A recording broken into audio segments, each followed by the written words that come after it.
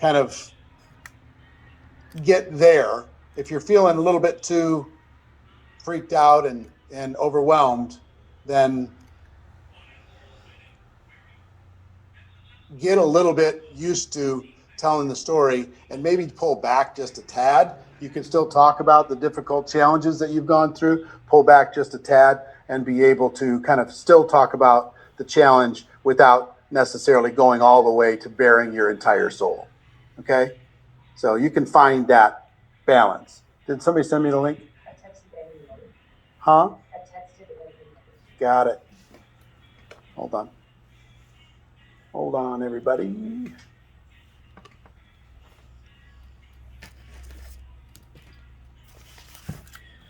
Bear with me.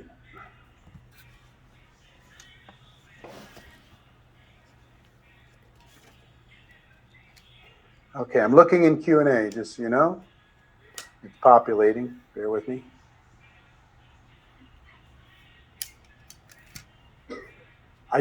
What if I don't have a painful story? It's not necessarily pain, it's just dissatisfaction. You know, you wouldn't have joined network marketing if you were fully satisfied. If you were recognized, I mean, sometimes it's you don't have time freedom. Sometimes you have to work with people you don't necessarily love. Sometimes it's you're not appreciated. Sometimes you're underpaid. It's all different kinds of things that happen that lead to dissatisfaction. So just talk about that. Doesn't have to be radical trauma.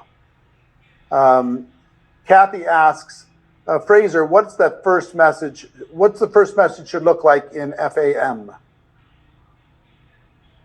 All right, sorry, I was muted.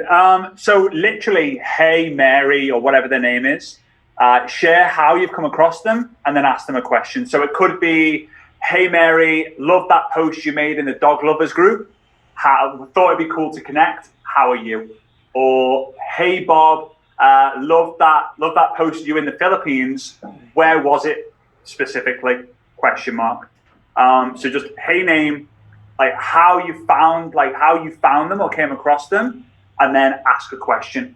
Keep it really simple. Don't overthink it. The more you think, the more you doubt. The more you doubt, the less you do. The less you do, the more you think. The more you think. It's a vicious cycle, right? So just do it. Send it. Imperfect action beats perfect thinking. So yeah, hey name, how you found them, ask a question. All right, question for Ann. In your opinion, why do successful leaders join other companies that sell the same or similar products and then take half the team with them? Well, I'm not sure how successful they really were if they're leaving. I don't know why you would ever leave. Like, I mean, here's the thing. Like, network marketing is hard. You're going to have a lot of crap. Like, things come up, things are tough, you have drama, you have situations, sometimes they change the product, all these different reasons or excuses. But at the end of the day, going to another network marketing company is not going to be better or easier. You're trading one pile of crap for another pile of crap. So you're always going to have problems. If you're a real leader, you figure it out, right? And you work through it and you teach your team to do the same thing. So, I mean, in my experience, the people that have left that I've seen within my organization, they weren't as successful as maybe everybody thought. So I think it's a dedication thing. The grass is not greener on the other side. The grass is greener where you water it. So pick and stick. Love that. Brian, you have any additional comments on that? I think she hit it right on the head. I mean, if you leave one spouse to go find another spouse, you're going to be leaving one set of problems to go pick up another one. At the end of the day, it's sometimes people get it in their head like, oh, if I can just go get all the disgruntled people here, and I can go take from everybody else's genealogy and go build my own new one with all these unhappy people. Well, first of all, I don't want to go build my foundation in another company with a whole bunch of unhappy people that are willing to pick up and go. Well, you live by the sword, you die by the sword. If you proselytize to build your business, then proselytization is going to take apart your business in the near future. So Anna said it right. You're in the company because you believed it in the first place. I have had many chances to pick up and go over the last 22 years when another hot company came along and had their 2 or 3 year run. But I believe in our mission. And, somebody's like, oh, you could be making so much more money in our comp plan. Plug your numbers in our comp plan. You'd be making $80 million a month. I'm like, well, first of all, I wouldn't have the same numbers in your comp plan. I wouldn't be, successful like I am here doing that because I'm not bought into that. I don't believe in that. So I think probably I think Ann said it best. All right. Pat Tracy asks, Eric, love the Snow Angel Challenge, but not physically able to get on the floor and do a Snow Angel. Any suggestions? Find a way to do it, even do something similar, even with your physical limitations. Something that causes you to be similarly publicly uncomfortable. And whatever that is, post that. That's going to be okay. Okay? I can't wait to see the Snow Angel Challenge. I am totally doing photos that, and Eric. videos. I know. Totally doing that. I know. It's so great. Just get ready. That is so great. And Starbucks is getting a lot of free labor. They're going to have their floors mopped for free all over the world.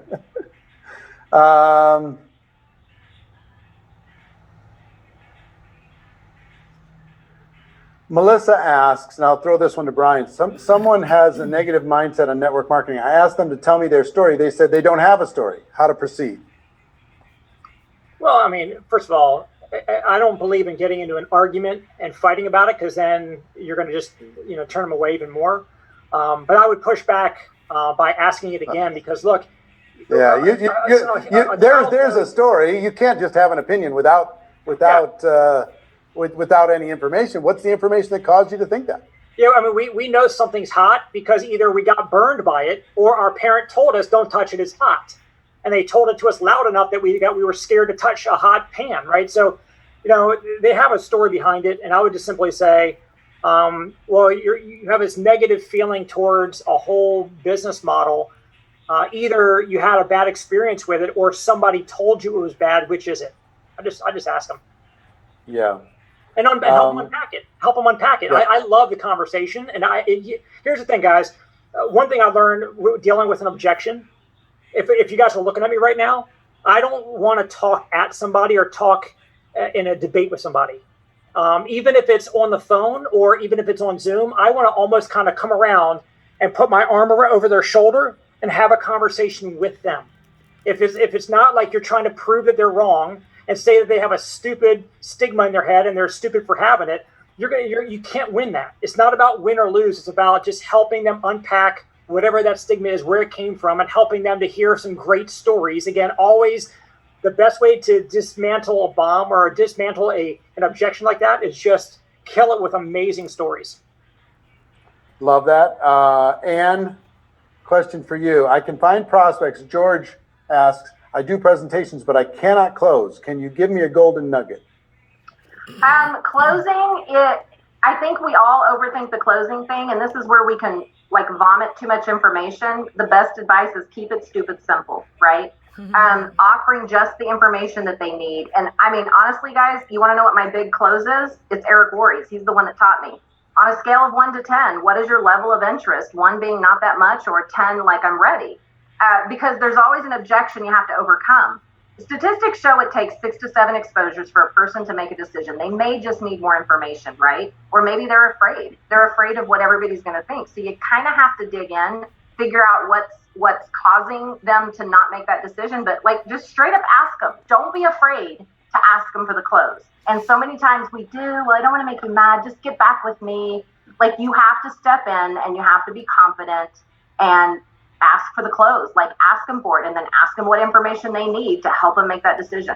You really just want a decision, even if it's a no, because you're going to put them on your no list and you're going to follow up. We all know no doesn't mean no. It means not right now. So you're going to follow up with them. But what's worse than getting a no is leaving them in oblivion, right? You put people in your prospecting funnel and you just leave them there. And then somebody's going to come along and offer the opportunity later and give them the right information. And nothing sucks more than to be hosting an event and have somebody show up that was your prospect that you didn't close the deal with. That's right. So get really good at closing, get really good at asking the questions and overcoming objections. Love it. Brian, Gwendolyn asks, my prospects all know about my product. How do I approach them about business after years of not really mentioning it? So she's always been just leading with the product and never the opportunity. Yes. That's a great opportunity there to just engage in conversation that has nothing to do with business, but listen with a different ear. Maybe you were trying to find your angle to try to sell them your product before in all those conversations. Just a new conversation. Hey, how's it been, Ann? How's it been going? It's, in the last few months with the coronavirus spiking, what's going on? Is that affecting your job? Are you working from home? Just get the conversation going down a different path and listen for problems in their life that your opportunity can solve, not that your product can solve. Love that. Fraser, do you go back to people who said no to you on social media? If yes, when do you go back to them? Yeah, so I believe if you can get an objection, you'll get someone in. And this is what I mean by this. So if someone says to me, I don't have the time, I don't have the money, and I'll say, how does that make you feel? And we have a conversation around that, I'll always make a note of that. So let's say Brian says, I have no money. So 2, maybe 3 months later, maybe 2 or 3 months later, I'm going to come to Brian and I'm going to say, hey, Brian, I know we haven't spoke for a few weeks. Just checking in, seeing how you're getting on. Brian replies, and I'll say, Brian, just curious, last time we spoke, money or time was an issue. Is that still the case? So I know last time we spoke, money was an issue. Is that still the case? Now, if Brian says, no, it's not the case, then I'm going to say, hey, well, do you want to have a look at what we've got going on here? Because that can't be the same excuse objection this time. If he says, yes, it is, I'm then going to say, well, I'm just curious, do you have a plan to get out of the money trap? Well, I'm just curious, do you have a plan to get out of the time trap? I'm always looking to emotionally connect so that they have, away from my conversation, they're having a conversation with their family, their partner, their spouse, thing like, do we need to make some more money? Do we need to get some more time freedom? All the time, because leaders are seeders. We just got to keep planting those seeds and nurturing them. So yeah, always go back until someone literally says, if you call me again, I'm gonna call the police on you, because I believe in it that much. I really do. Hey, Eric, can I add something on that? Yes, please. What Fraser said was spot on, and what you can do as in the process of that is, whatever the objection is, have a story that you're going to swiftly share that overcomes that objection. So if they say, I just don't have any time. Well, guess what? You just go find a story that's recently happened in your business where this person's working 70 hours a week as a real estate agent, has no time with spouse and kids, and got involved with business spare time by just throwing up a Zoom presentation, put a bunch of people on it, got the business going, super spare time, like didn't take anything away from his profession, and now he's got cash flow coming in part-time on the side. So whatever the objection is, find somebody who had that same objection and overcame it and is succeeding now, and that story is going to sell them. Love that. I'll open this up. Well, let me ask it this way. Oh, it moved up on me. Hold on. So, Ann, I'll let you answer this one. How do I get over the concern that I've been in my company for 15 years and I still don't have a team? Who will see me as a leader to follow? Barbara asks. You frozen, Ann? Brian, can you answer it? Ann needs to be unmuted, I think. No, she's frozen. Okay. But go ahead. Yeah, I mean, people have been at a job for 15 years and they're still stuck and still broke, or still in a bad situation they don't want to be in. So one of the things, I have a chapter in my book about this. Don't drag your past forward, right? If the last 10 people you signed up didn't do any production in the business and quit, if you keep on focusing on the last 10 people that failed to launch, and you go project that on your 11th person, your next prospect you're trying to turn into a recruit, that person's going to be a failure too, because you're so stuck on what didn't happen with the last 10. Look, I can't speak to Barbara's situation, but I can say this pretty much across the board. Look at the last 15 years. What did you do? What did you not do? But more importantly, who were you or who were you not? Were you getting this kind of information? Were you growing as a person? And then were you taking action? And I think that's the most important thing right now. Is a new life. It's a new business. It's a new you. So now you're growing you. And now you can go, whether you've got an active upline. Look, we all can find something. I used to have great uplines. I haven't had uplines active in the business for 18 years. I could say, well, my upline quit, so guess what? It ain't gonna happen for me now. So, Barbara, I would say, hey, look, the fact that you're here, the information that you got this week and what you're going to get at GoPro, just take that, own it, become a different you, and now you're going to attract people in a way that you never were able to attract before. That's what I would look at it as. And thank you, Brian. And Amy asks, here's my block from getting a GoPro ticket. I'm learning so much I need to implement. I'm afraid if I keep learning and not implementing, I'll never get anywhere with my goals. I totally understand that, and I get it. Here's what I will tell you. GoPro will help you organize all of this. It'll put it into a game plan and a strategy. It'll reduce your stress. It'll reduce your anxiety. It'll reduce your fears. It will empower you with the vision and the implementation to be able to take all of this and put it into action. Okay? So I just strongly encourage you. This is not going to add to overwhelm. It's not going to add to overwhelm. It's actually going to organize the overwhelm. And you're seeing the top leaders, they're nodding their heads because that's what it's all about. So I hope that helps you, Amy. You can't lose for doing it. You can only win. And don't worry about not implementing. What this is going to do is you've got this to be able to get you started, what we're doing here. But in 3-4 weeks, we're going to come back and encourage you to organize it and set yourself up for 2021 to really be able to maximize it. Okay. So I get it, but I would, that's my answer. Ann. I want to say one thing about that because I understand it can be overwhelming. There's a lot, but this is only happening once a year. You can't miss out on it. You can't miss out on the chance. Take a bunch of notes, take some time after to organize it, to put it together, and to implement it. But it's not like this is happening every month. Like, this only comes around once a year. You can't afford not to be on the GoPro Recruiting Mastery. You can't afford not to for your business. And Eric, one more thing I'll say on that. You're going to take a shit ton of notes. Like a whole journal will get filled up. But let's just be real. The problem with network marketing is unrealistic expectations that are not met when a prospect becomes a distributor. They're sold on this big idea. I'm going to go out and become a millionaire. I'm going to get my whole life. And guess what? We're sitting there. We got to recalibrate expectations. So you're going to go to GoPro. You're going to hear amazing stuff from amazing speakers. You're going to get a whole journal. But what I would encourage you to do is find the 1, 2, or 3 things that you know that you can implement successfully in your business, where your business needs it, and just go implement 1, 2, or 3 things. 1, 2, or 3 big ideas in your business is worth tens of thousands to millions of dollars. And then once you've got those running on rails, go back to your journal and find one more you can implement and just go do it one at a time. There's no reason for overwhelm unless you think you've got to take the entire 3-day weekend and put it all on your first day when you get back home. Eric, I have to jump in here. Pete, go ahead. Thanks for jumping on this backstage. You actually have me working on something right now that people need to know about. Eric told you the 4 rocks today: leadership, social media, actually the 5: leadership, social media, duplication, presentation power, and personal breakthrough. And he said, Pete, I want to make sure that we get the execution plan. This is the execution. I am literally taking all of these notes of Eric Worre's that seem overwhelming.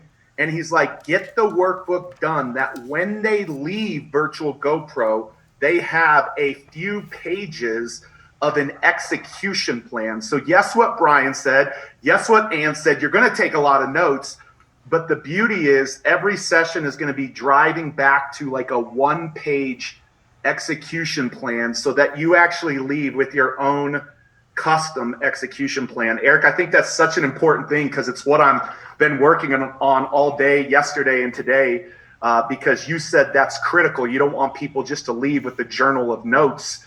You want them to leave with the game plan of what they're going to do when they leave that place. So I just have to say that, Eric, because I'm working on it today. So I love it. Thank you so much. Fraser, if I'm older and I don't want to put people my age in my demographic or avatar, where do I go from there to build my profile? Well, first and foremost, if you're older, your demographic is a very popular demographic on social media now. It's kind of crazy. I always learn. My dad always told me, he said, if you're not smart, recruit someone who's smarter. If you're too old, recruit someone who's younger. He just always told me that. But I believe if you're older, definitely go out there onto LinkedIn. LinkedIn, you got like TikTok is younger, Instagram's a little bit older, Facebook's a little bit older, and LinkedIn is a little bit older than that. So go on there and find what you are comfortable sharing. Start if maybe you've got kids, grandkids, and stuff like that. Start posting that. Maybe you like knitting. Start posting that. Maybe you love your dog or walking your dog. Start posting that. You will find something that you love talking about. You will find people who are in similar category as you, and hey, maybe they've got kids who need an extra opportunity. Maybe they've got kids who want the product that you've got. There are a lot of people who are using social media and crushing it, even if they don't think they can. For example, my dad, 61 years old, he has multiple sclerosis. The only thing he can do is stay at home and touch a screen on a phone or touch a mouse on his computer. He has a million reasons why he shouldn't be posting. He has a million reasons why he couldn't be building a business, but he decides that he does because he knows that people out there like him and he can inspire them to be able to have something else going on in their lives as well. So I would just find what you love to post about, even if you don't want to, because you really can make a difference by doing that. Awesome. I want to jump to Sarah and Tony Zalecki. If you guys are you guys there? Can you turn your camera on or unmute yourself? I'm putting you on the spot. Are you there? Can you see them or no? They're not on camera. Yeah, okay. If they jump on, Sarah and Tony, if you jump on, let me know. Brian, how much time would you suggest working on your business each day when you're a parent and have a full-time job? How do you ration it out? Here's the thing. We have to always remember that our struggle is the every person's struggle. There are not that, well, this year's a little different because some people got furloughed or they've been displaced. And so there are some people that have more free time now than they've ever had before. But that's going to, at some point, that's going to go back to normal. They're going to go back to their crazy, hectic, busy lives again, running kids around to soccer practices, running their career, cooking dinner, all that kind of stuff. So, I was working 70 hours a week in real estate when I started really building this business. So I had to find slivers of time. And so, for example, we used to do PBRs, private business receptions, which is a home presentation. On the way to somebody's house, if I had a presentation booked that night at 7 o'clock at somebody's house, on the way there, and don't judge me because I would dial while I was driving. Sometimes I'd wait till a stoplight or whatever, but I would make 30 minutes of phone calls on the way to my appointment and 30 minutes of calls on the way home from the appointment instead of listening to the radio. So look, if you want something bad, look, we put a man on the moon in 1969. An adult human being can find time to make a phone call or to do a follow-up. Everything else is only excuses. It just means that your level of priority and motivation to go build this business is just not high enough. If it's high enough, while you're doing your snow angel, you'll have your earpiece in and you'll be on the phone while you're on the floor. Got it. I see Sarah and Tony are here. Yeah. People were asking, what tips do you have for people who want to build a business as a couple? Where do we start? I think it's something we love building together. I think we've had to really work on falling in love with each other's differences and learning how to make sure that one doesn't overshine the other. I think that's it's a very fine line. I think too, people always ask about, figuring out your role in the business. I think for some people, there's things that Tony's really good at that I'm not great at and vice versa. But what's really cool about working together as a couple is that the things that I wasn't good at and he was, it's rubbed off on me, or I've gotten better, right? Because I've been in that environment of being with him. I mean, we've worked together now, 16 years? Yep. And Eric, in the beginning, it was rough, but we also had to make a decision that we were going to figure out how to work together or we weren't. And right? And we had to make sure that we had the same vision, that we were on the same page. I think, because for a while we weren't on the same page. Yeah, and I'll say, and this is huge. This was the defining moment for me because we're both type A personalities, and we can go at the same speed. And I had to learn to step back and let Sarah shine and let her do her thing and not try to hog the spotlight, so to speak, all the time. And I had to let her step into her own and not just forget about her and I'm just doing my thing. And, when I learned that piece and when I learned how to really work side by side that way, Eric, our business tripled and our relationship got 10 times better, not only in business, but our marriage. And people seen that. And people on our team noticed that. And, they came up to us and just said, wow, you really figured that out, Tony. Man, proud of you, dude. Love it. Thank you so much. Question for Fraser. I always worry about people thinking that I only commented and friended them because I have a hidden agenda of recruiting them. Am I making this story up in my head? Can you relate? How did you overcome this? Yeah, you're only thinking that because you've got something to address. You're only thinking that because they have no idea. And one thing that helped me was I just focused on building relationships, and then I just picked 1 and then 2 days a week where I was like, you know what? I'm just going to tear the Band-Aid off and I'm just going to ask the question. And that really helped me because a lot of people are like, well, when do I ask it? Is it too soon? Is it too late? Do I have to build a relationship for 27 years and go to their kids' birthdays and become the godparent before I can ask them? And yeah, you just have to be able to connect. You've got the gift you've got to give. If you all you've got to do is give it. If people don't like it, they can throw it away. They can give it to a friend, but you have to give that. And you've got to get comfortable giving it. So yeah, a lot of it's in our head. Don't limit your success based on other people's thoughts of what you're doing. So yeah, it's you just rip the Band-Aid off. Okay, I have one more question for each of our trainers for today, for Brian, for Ann, and for Fraser. Same question.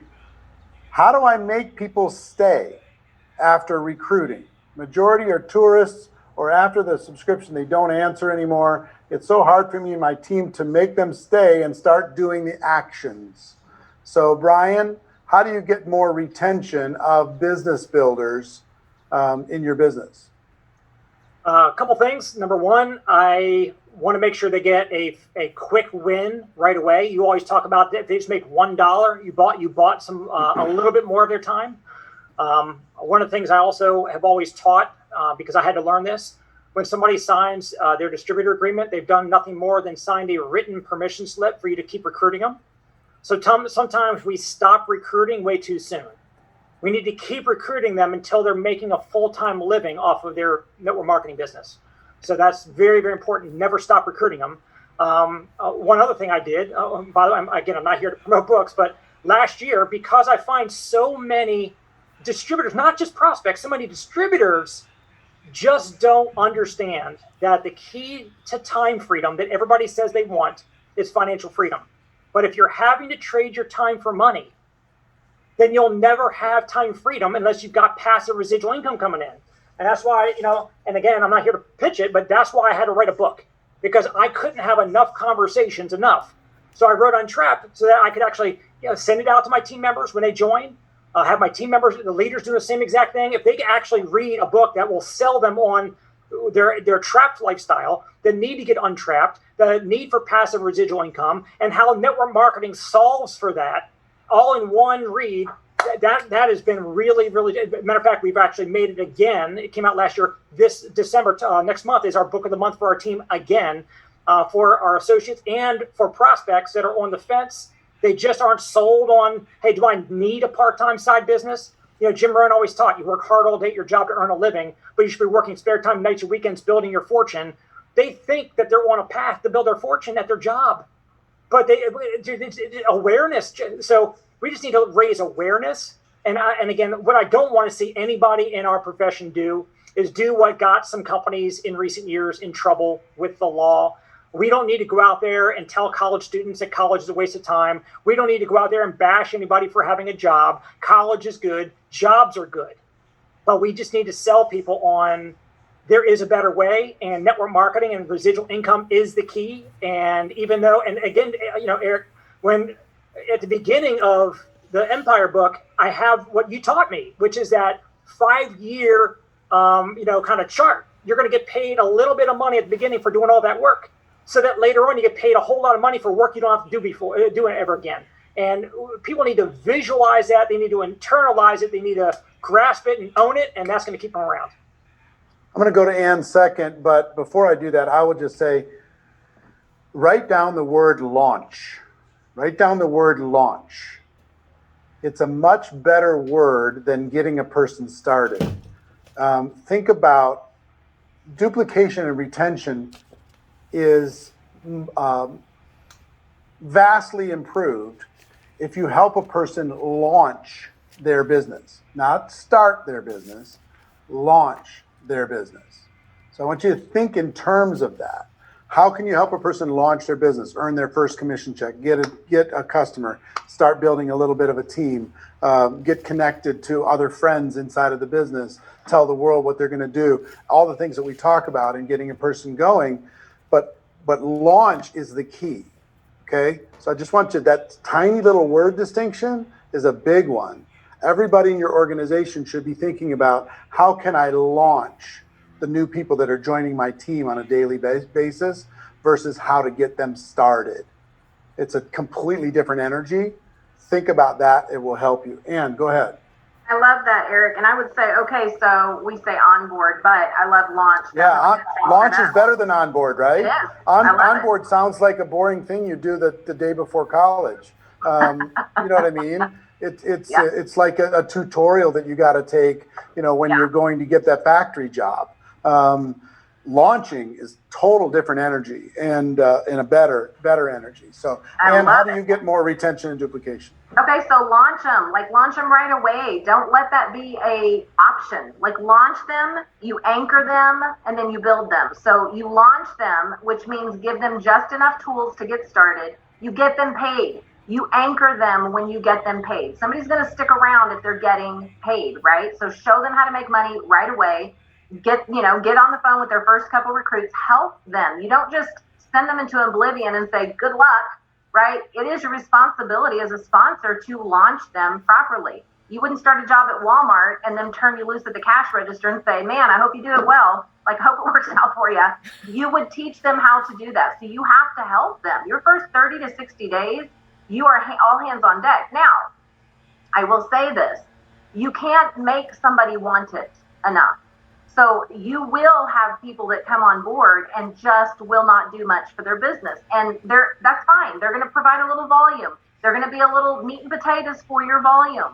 That's why you're always building and rebuilding, as Eric tells us. You're always looking for that next person. But your job is to launch them, to get them paid. You anchor them by getting them paid, and then you start building. Then they step into leadership and they learn more.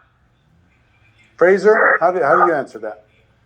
Yeah, so I believe first and foremost, we need to get them emotionally connected. So what I would do is I would have a conversation. Hey, you're welcome. This is your launch call to get things started. So I want you to imagine you're in the movie Aladdin and you stumble across the genie lamp. You give it a rub and I was to come out and I was to give you one wish. What would your wish be?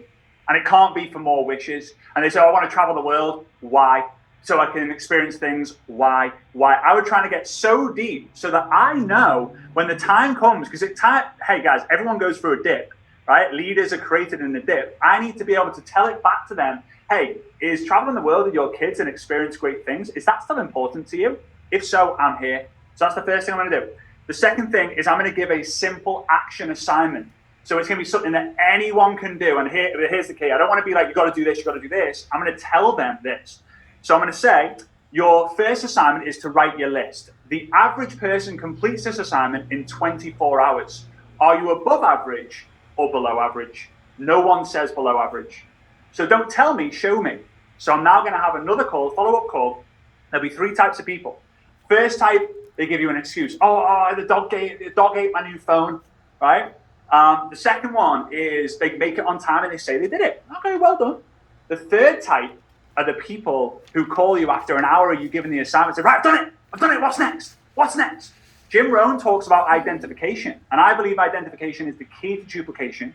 We need to identify who are going to do it before they've actually done it, right? So as simple as Eric talks about assignments all the time. The third one, I think, is understanding that a lack of motivation isn't the issue. It's a lack of clarity. Really knowing like what exactly do we need to do. And this is one of the reasons why I believe GoPro, I go to GoPro every single year, is because I get clarity on what I need to do for the next year. This industry is so young and it's changing so fast. And every single event, I get clarity on what's working for different leaders around the world. Yeah, the motivation is great, but the clarity is just worth millions upon millions upon millions. So emotionally connect with their wish, give them a simple action assignment, and then look for give them clarity, not motivation. So I want to give you a couple assignments. Number one is the Snow Angel Challenge. Number two, and post that inside of the group. Number two, if you don't have your virtual GoPro ticket, I want you to go to virtualgopro.com right now, this minute. Click on that link and register for that and get the $2,100 worth of free bonuses. If you already have a ticket, I have a different assignment for you. I want you to identify one person on your team that doesn't have a ticket yet. And I want you to make sure that before you go to sleep tonight, that person is registered for GoPro. One person on your team, make sure that that person is registered for GoPro before you go to sleep. If you accept that challenge, put I accept into the comments. Okay, Snow Angel, and either a ticket or you're going to bring a friend. Let me see the accepts. Don't be a tourist and just lay there. Let me see it. Come on. Every single one of you. Let me know. Before you go to sleep tonight, you're going to get a ticket, or you're going to have one person on your team that has a ticket, and sometime soon, whenever is appropriate, you're going to do the Snow Angel Challenge. Okay? And you can't explain it. If people say, are you okay? You have to say, yeah, I'm fine. You have to just like totally ignore people's concern with you doing a Snow Angel in the middle of Starbucks or the grocery store or wherever, in the frozen food aisle or wherever you're happening to do it. Okay? Get a little bit dirty, who cares? It's going to be worth it for embracing the discomfort and getting okay with that and using that to stretch your boundaries to be able to go really to the top. So love you all. See you tomorrow. Trent Shelton, Les Brown, Jordan Adler, Ricky and Francois Untermeyer. It's going to be epic. And make sure that you start preparing your teams now. 4+ hours of superstar after superstar on Tuesday. Just going to be amazing. So love you all. See you tomorrow. Take care. Bye-bye.